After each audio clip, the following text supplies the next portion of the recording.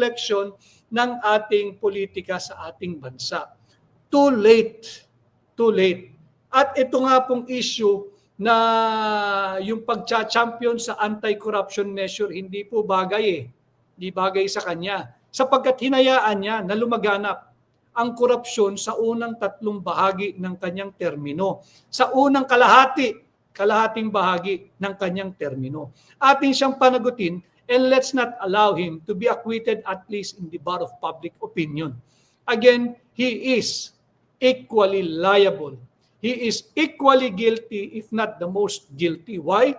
You are the president. You are the source of yearly budget. Kung binito mo yan, maaari ka pang paniwalaan ng sambayan ng Pilipino. Pinirmahan mo eh. May knowledge ka. Bakit? Inaral mo kamo yung 4,000 pages more or less na panukalang budget ng 2025. At wala kang nakitang mali doon. Ang ating pruweba, nagpakita po tayo ng larawan para lang po doon sa mga kakasali lamang.